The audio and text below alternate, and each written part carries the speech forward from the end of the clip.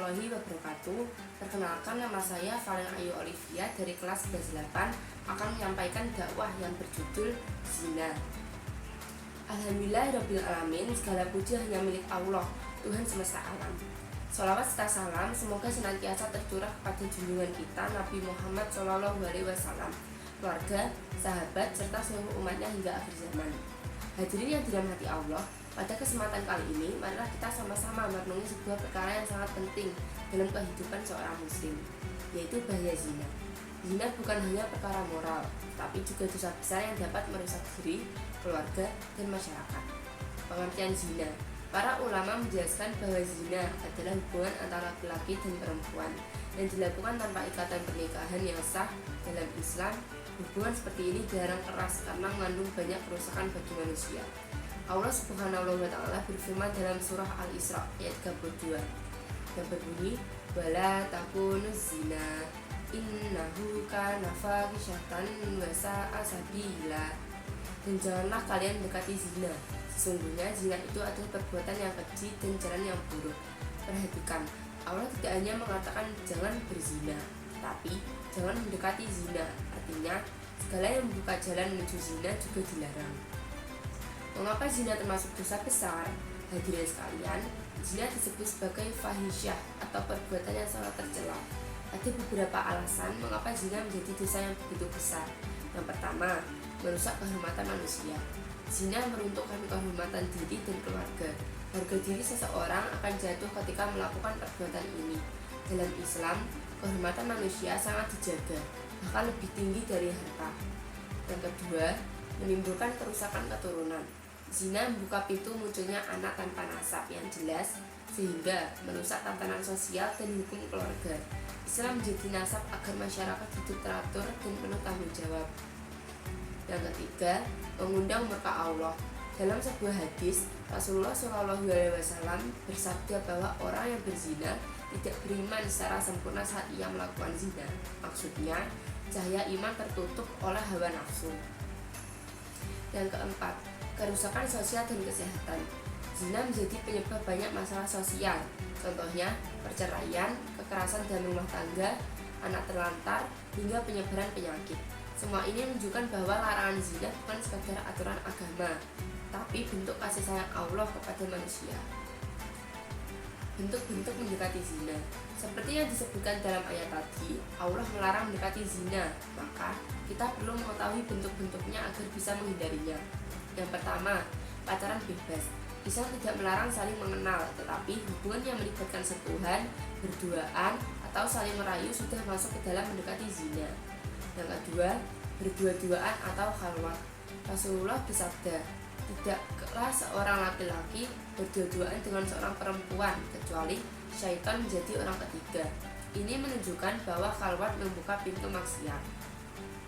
Yang ketiga, chatting, DM, dan video call yang tidak pantas. Di zaman modern ini, zina tidak hanya terjadi karena pertemuan fisik. Percakapan mesra, foto tidak pantas, atau candaan yang mengarah pada syahwat juga termasuk mendekati zina. Yang keempat, melihat aurat dan pornografi. Pandangan adalah panah beracun dari setan. Menonton konten yang merangsang dapat menyeret seseorang ke perbuatan haram yang lebih jauh. Dampak buruk zina. Hadirin yang berbahagia, mari kita renungkan beberapa dampak nyata yang ditimbulkan zina. Yang pertama, menghancurkan masa depan. Remaja dan orang muda yang terjerumus zina sering kehilangan fokus belajar dan kerja, menyesal, bahkan depresi. Banyak harapan masa depan yang akhirnya hancur. Yang kedua, menimbulkan penyakit dan gangguan kesehatan. Zina membuka pintu penyakit menular seksual, kehamilan tidak diinginkan, dan risiko psikologis lainnya. Yang ketiga, menghancurkan keluarga. Perselingkuhan adalah salah satu penyebab terbesar perceraian.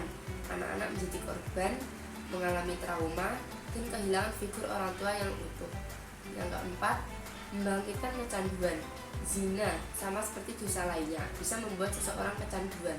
Hati menjadi gelap, dosa terasa ringan, dan akhirnya semakin sulit bertobat. Yang kelima, menghapus keberkahan hidup.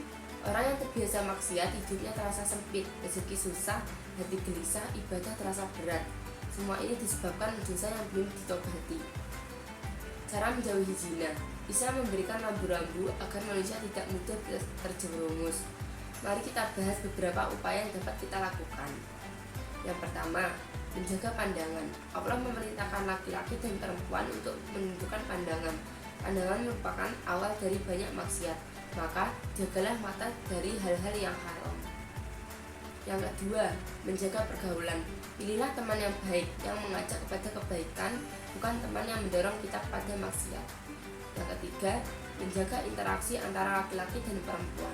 Berinteraksilah sewajarnya, seperlunya, tanpa hal-hal yang mengarah pada rayuan atau keintiman.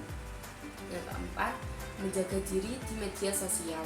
Filter konten, batasi percakapan yang tidak perlu, dan hindari akun-akun yang memancing syahwat. Media sosial bisa jadi sumber kebaikan, bisa juga jadi jalan menuju maksiat. Yang kelima, menyibukkan diri dengan kegiatan bermanfaat.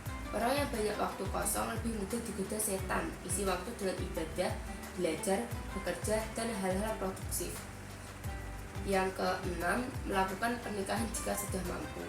Rasulullah menganjurkan menikah bagi yang sudah mampu. Menikah adalah jalan halal untuk menyalurkan fitrah manusia.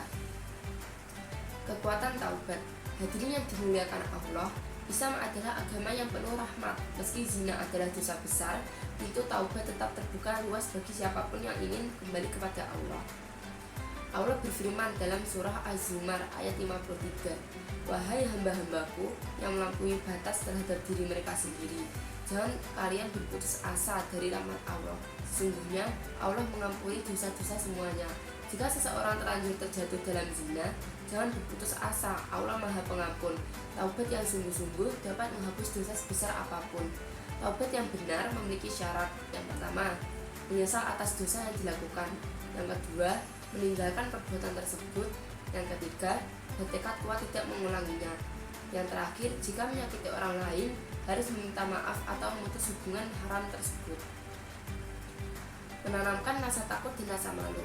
Untuk menjaga diri dari perbuatan zina, kita perlu memiliki dua perasaan penting dalam hati. Yang pertama, rasa takut pada Allah. Ingatlah bahwa Allah melihat segala perbuatan kita, meskipun orang tua, guru, atau teman tidak mengetahui. Rasa takut kepada Allah adalah benteng iman yang kuat. Yang kedua, rasa malu. Malu adalah sebagian dari iman. Orang yang memiliki rasa malu tidak akan mudah melakukan maksiat karena ia menjaga martabat dirinya di hadapan Allah. Menjadi generasi yang terjaga. Hadirin, terutama para pemuda dan pemudi, kalian adalah harapan umat. Kalian adalah generasi yang akan memimpin keluarga, masyarakat, bahkan bangsa ini. Jangan kotori masa muda dengan perbuatan yang dapat menghancurkan masa depan. Jadilah generasi yang menjaga kehormatan, menjaga pergaulan, menjaga iman, dan menjaga akhlak. Allah memuliakan orang-orang yang mampu menahan diri dari syahwat, terutama di zaman yang penuh godaan seperti sekarang. Hadirin yang dirahmati Allah, marilah kita bersama-sama menjauhi zina, menjauhi segala pintu dan sebab-sebabnya. Kita mohon kepada Allah agar diberikan kekuatan untuk menjaga diri, menjaga pandangan, menjaga hati, dan menjaga kehormatan.